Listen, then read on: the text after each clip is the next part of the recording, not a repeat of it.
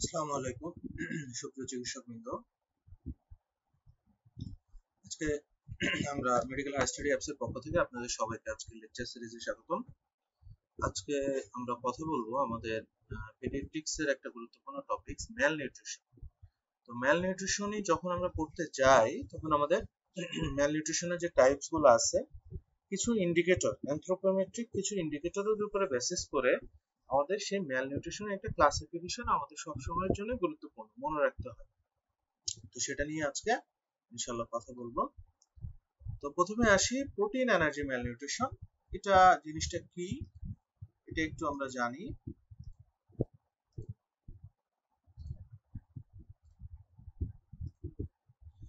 This is a clinical syndrome due to lack of appropriate amount of protein, energy, vitamins and other nutrients.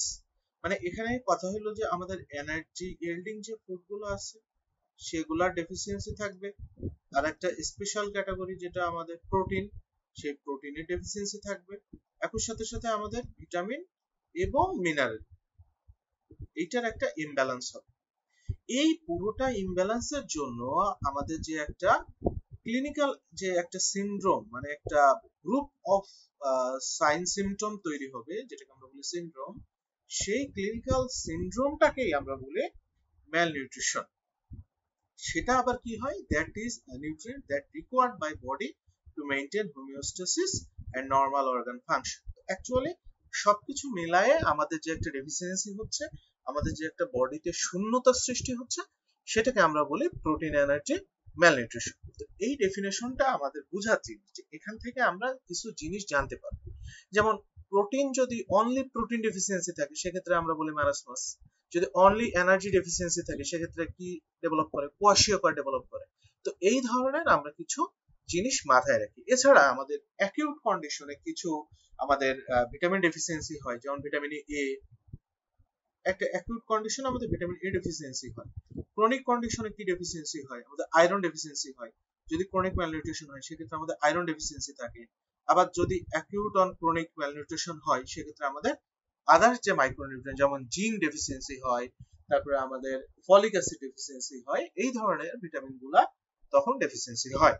এটা আমাদের treatment পারপাসে খুব help করে, কারণ ওই বেসিসে আমাদের একটা ম্যানেজমেন্টের একটা আর্লি স্টেপ অথবা স্টেবিলাইজেশন ফেজ যেটা আছে সেই ফেজে আমরা যে ম্যানেজমেন্টটা দিই সেই ম্যানেজমেন্টের একটা ব্যাকগ্রাউন্ডে কিন্তু আমাদের এটা লাগে যে আমাদের কি ধরনের ডেফিসিয়েন্সি হচ্ছে এবং সেই ডেফিসিয়েন্সির এগেইনস্টে আমরা কি ধরনের ম্যানেজমেন্ট দিচ্ছি। সো স্টেবিলাইজেশন ফেজে আমরা এই ভিটামিন গুলার অ্যাকিউট ডেফিসিয়েন্সি যেগুলো হচ্ছে কিংবা অ্যাকিউট অন ক্রনিক ডেফিসিয়েন্সি যেগুলো হচ্ছে সেগুলোকে আমরা কারেকশন করি, এবং লং টার্ম যে ডেফিসিয়েন্সি যেটা বললাম একটা লং টার্ম হয়তো আয়রন সাপ্লিমেন্টেশন দিই কিংবা মাল্টিভিটামিন সাপ্লিমেন্টেশন আমরা দিই, এটার উপরে বেসিস করি। এই জন্য এই ডেফিনেশনটা আমাদের বুঝার বিষয়, আমরা জিনিসটা বুঝতে হবে। আচ্ছা, এখন আসি আমাদের যে ইন্ডিকেটর আর অ্যাসেসমেন্ট। তো আমরা অনেকগুলো প্রোটিন এনার্জি ম্যালনিউট্রিশনে আমরা অনেকগুলো অ্যাসেসমেন্ট করতে পারি, কিছু কিছু জিনিসের উপরে বেসিস করে বিভিন্ন জিনিস আমাদের ইন্ডিকেট করে, যেমন ডায়েটারি হিস্ট্রি, ক্লিনিক্যাল ফিচার, তারপরে বায়োকেমিক্যাল প্যারামিটার, রেডিওলজিক্যাল ফিচার। কিন্তু gold standard feature or indicator and assessment of protein energy malnutrition কি, আমাদের অ্যানথ্রোপোমেট্রি। অ্যানথ্রোপোমেট্রিটা হলো gold standard in assessing nutritional status. এটা আমাদের মাথায় সেট করতে হবে যে অ্যানথ্রোপোমেট্রিটা হলো আমাদের gold standard method to assaying nutritional status in case of a baby or children. এখন আসি আমাদের এই অ্যানথ্রোপোমেট্রি যেটাকে আমরা অক্সোলজি বলি, এই অক্সোলজির আপনার কিছু এজ ডিপেন্ডেন্ট ভেরিয়েবল আছে, আবার কিছু এজ ইন্ডিপেন্ডেন্ট আছে, মানে বয়সের সাথে সাথে কিছু ডিপেন্ড করে আবার বয়সের সাথে সাথে কিছু ডিপেন্ড করে না, এরকম age dependent age independent variable আছে। তো সেইটা আমাদের জানতে হবে, এটা পরীক্ষাতে আসে যে এজ ডিপেন্ডেবল ভ্যারিয়েবল কি কি আছে, এজ ইন্ডিপেন্ডেবল ভ্যারিয়েবল কি কি আছে, এটা পরীক্ষাতে আসে। এটা আপনার আলাদা করেই পড়তে হবে, আলাদা করেই পড়তে হবে,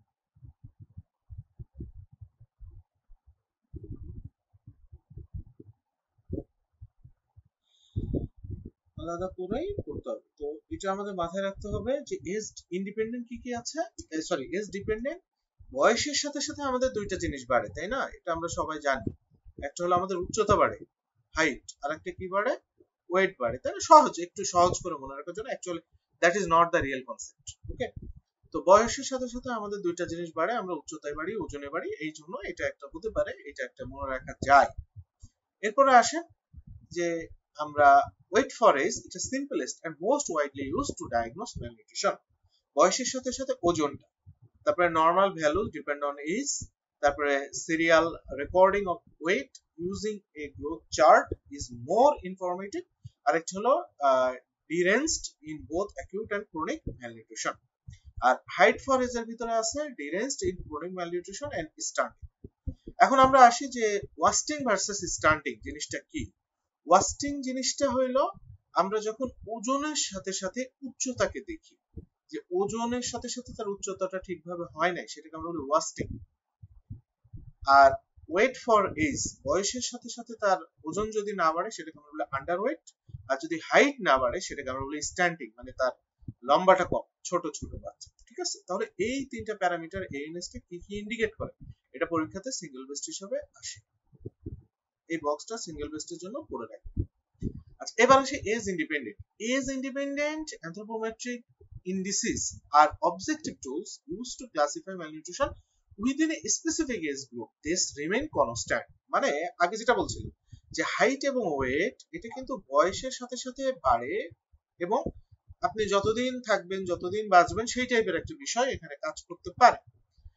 কিন্তু এই যে আমরা কিছু এজ ইন্ডিপেন্ডেন্ট করতে চাই, সেটা কি হয়, আমাদের বয়স না, আমাদের এইটা আমাদের স্পেসিফিক এজ গ্রুপের ভিতরে ওটা রিমেইন কনস্ট্যান্ট থাকে, এই জন্য ওইটা আমরা নিই। যেমন মিড আপার আর্ম সার্কামফারেন্স 6 মাস থেকে 60 মাস বয়সে কেন নেওয়া হয়, কারণ এই বয়সের ভিতরে এইটা এর মাসেল বালটা কনস্ট্যান্ট থাকে, এই যে ভেরিয়েশনটা পাওয়া যায় এটা কনস্ট্যান্ট, মানে আপনি একটা কম্পেয়ার করতে পারবেন। এর বাইরে চলে গেলে আপনি এটাকে আর কম্পেয়ার করতে পারবেন না, এই মত দিয়ে আর কম্পেয়ার করা যাবে না। তখন কারণ কি, ওই এজ গ্রুপের বাচ্চাদের দেখা গেছে যে এই মোয়াকটা অনেক বেশি ভ্যারি করে, অনেক বেশি রেঞ্জটা বেশি ভ্যারি করে, যার জন্য আপনি এটি রিলায়েবল টুল হিসেবে ইউজ করতে পারবেন।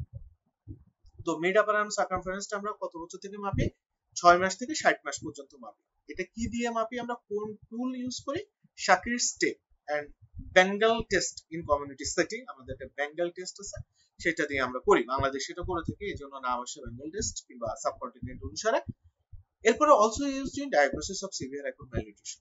আমরা মোয়াকের এই যে ইন্টারপ্রিটেশন রেঞ্জটা ক্লিনিক্যাল প্র্যাকটিস বলেন আর পরীক্ষার জন্য বলেন অবশ্যই লাগবে। যদি মোয়াক ইন সেন্টিমিটার 13.5 সেন্টিমিটারের বেশি হয় অথবা 135 মিলিমিটারের বেশি হয়, সেটাকে আমরা নরমাল বলবো। যদি 12.5 থেকে 13.5 সেন্টিমিটারের ভিতরে থাকে সেটাকে আমরা বলবো মাইল্ড ম্যালনিউট্রিশন। আর যদি আমাদের 11.5 থেকে 12.5 সেন্টিমিটারের ভিতরে থাকে মডারেট ম্যালনিউট্রিশন। যদি 11.5 সেন্টিমিটারের নিচে থাকে সেটাকে আমরা বলবো সিভিয়ার অ্যাকিউট ম্যালনিউট্রিশন। তাহলে এই ইন্টারপ্রিটেশনের রেঞ্জ থেকে সিঙ্গেল বেস্ট আসতে পারে যে কখন মোয়াক কত নিচে থাকলে আমরা সিভিয়ার অ্যাকুট ম্যালনিউট্রিশন করব। তাহলে 2 নম্বরটা চলে আসি, আমাদের আরেকটা অ্যাজ ইন্ডিপেন্ডেন্ট ভেরিয়েবল হলো আমাদের body mass index and weight for height measurement, যেটা আমরা বিএমআই দিয়ে করে থাকি। বিএমআই বের করার সূত্রটা কি, weight in KG divided by height in metre square, এটা আমরা সবাই জানি। আমরা বিএমআই দিয়ে এটা বের করতে পারি, তো বিএমআই দিয়ে এটা আমরা বের করে থাকি। তো এটা আপনাদের জানতে হবে, যে আপনারা কিভাবে এটা বের করবেন, এটা একটা গেল। এরপরে আমরা আসি যে আন্ডারওয়েট কখন বলবো, যদি আমাদের 5 সেন্টাইলের নিচে থাকে। ওভারওয়েট বলবো 85 সেন্টাইলের উপরে থাকলে। অবেসিটি বলবো 95 সেন্টাইলের উপরে থাকলে। এটা আর কি আমাদের ওই যে ইয়ে আছে, সিডিসি গ্রোথ চার্ট আছে, সিডিসি গ্রোথ চার্টের ভিতরে আপনারা এটা যখন প্লট করবেন তখন এটা দেখতে পাবেন। এটা প্লটিংটা দেখলে পরে আপনারা বুঝতে পারবেন যে এটা প্লটিংটা কি অবস্থায় আছে এবং এটা কেমন। আচ্ছা, এরপরে চলে আসি আমাদের আরেকটা হলো কানাওয়াটি ইনডেক্স আছে, এটা আমরা মিড আপার আর্ম সার্কামফারেন্স থেকে সার্কামফারেন্সের একটা রেশিও করি।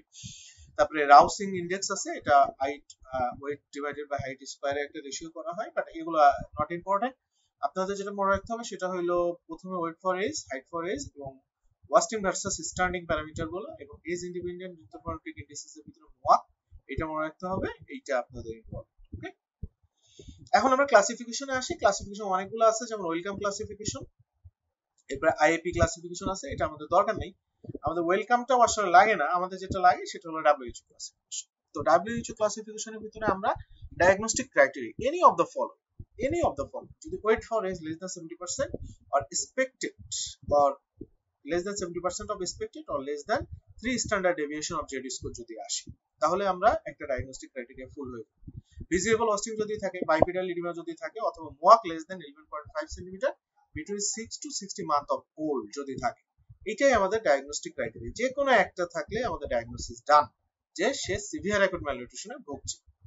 আচ্ছা, অ্যাকুট এবং ক্রনিক ম্যালনিউট্রিশন আমরা কিভাবে করতে পারি? যেমন দেখেন, আমরা নরমালি আমাদের ওয়েট ফর এজ কিংবা হাইট ফর এজ কিংবা ওয়েট ফর এজ দিয়ে আমরা করতে পারি। তো অ্যাকুট ম্যালনিউট্রিশনের ক্ষেত্রে আমাদের ওয়েট ফর এজটাও কমবে, আবার ওয়েট ফর হাইটটাও কমবে, বাট হাইট ফর এজটা নরমাল থাকে। ক্রনিক ম্যালনিউট্রিশন কিন্তু আমাদের হাইটটা কমে যাবে। ওকে, ওয়েট ফর এজ ঠিক থাকতে পারে, তার ওয়েটও কমছে, হাইটও কমছে, সো দুইটা রেশিও করলে কিন্তু আপনি নরমালি পাবেন যে আচ্ছা না, এই হাইটে তো এই ওয়েটে থাকার কথা, কিংবা এই ওয়েটে তো এই হাইটে থাকার কথা, এইটা আর কি, যে দুইটা যেহেতু কমে গেছে রেশিও করলে দুইটা নরমালি পাবেন। আবার অ্যাকুট আর ক্রনিক ম্যালনিউট্রিশন আপনি তিনটাই কম পাবেন, ওয়েটও কম পাবেন, হাইটও কম পাবেন, আবার ওয়েটও কম পাবেন। ঠিক আছে, এই জিনিসটা মাথায় রাখতে হবে। তাহলে অ্যাকিউট ম্যালনিউট্রিশনের ক্ষেত্রে আপনার হাইটটা নরমাল থাকবে, ক্রনিক ম্যালনিউট্রিশনের ক্ষেত্রে আপনার ওয়েট ফর হাইটটা নরমাল থাকবে, আর অ্যাকিউট আর ক্রনিক ম্যালনিউট্রিশনের ক্ষেত্রে তিনটাই আপনার ডিক্রিজ থাকবে। এই সহজে এই বক্তব্য মনে রাখার এটাই আপনার সুবিধা। আচ্ছা, আর ইডিমা আমরা ম্যাম স্যামে যদি ক্লাসিফিকেশন করি মডারেট এবং সিভিয়ার অ্যাকুটের ভিতরে, তাহলে ইডিমা ম্যামে থাকে না, স্যামে থাকে। ওয়েট ফর হাইটটা আপনার এখানে 70 to 79% এর ভিতরে ভ্যারি করে, অথবা লেস দ্যান 2 স্ট্যান্ডার্ড জেড স্কোরের ভিতরে থাকে, আর এখানে লেস দ্যান 3, আর এটা রেঞ্জ তো মোয়াকের রেঞ্জ তো আগেই দেখছি আমরা। তো এই হইলো মোটামুটি আমাদের স্যামের ক্লাসিফিকেশন। তো এই জিনিসটা মনে রাখতে হবে। আচ্ছা, এই যে এখানে ছোট্ট করে দেওয়া আছে যে অ্যাকুট ম্যালনিউট্রিশনে কি কি কমে এবং ক্রনিক ম্যালনিউট্রিশনে কি কি কমে, এখানে সুন্দর করে দেওয়া আছে, এটা আপনাদের পড়তে হবে। ঠিক আছে, তো এই মোটামুটি আমাদের প্রোটিন এনার্জি ম্যালনিউট্রিশন রিলেটেড কথাবার্তা। এইটা থেকে কিন্তু আপনাদের ওই যে কি বললাম, গ্রোথ এন্ড ডেভেলপমেন্ট চ্যাপ্টারের সাথে ওভারল্যাপ করে আপনাদের সিঙ্গেল বেস্ট আসে। তো আপনাদের কিন্তু এটা খুব সুন্দর করে পড়তে হবে। এখানেই আমি অনেক বই ঘাটলাম, দেখলাম যে এখানেই বেস্ট। আমি তো সুমুল্লাহ স্যারের বইতেও খুব ভালো দেওয়া, আমাদের গাইডলাইন থেকেই নেওয়া, বাট এখানে এই ক্লাসিফিকেশন এবং ইন্ডিকেট জিনিসগুলো এখানে আমার কাছে প্যালাটেবল লাগছে এবং সুন্দর মনে হচ্ছে। তো এখান থেকে আপনাদের একটু ডিসকাস করার চেষ্টা করলাম, আশা করি আপনারা উপকৃত হবেন। তো এটাই মোটামুটি আমাদের নিউট্রিশন রিলেটেড কথাবার্তা। সবাই ভালো থাকবেন, সুস্থ থাকবেন।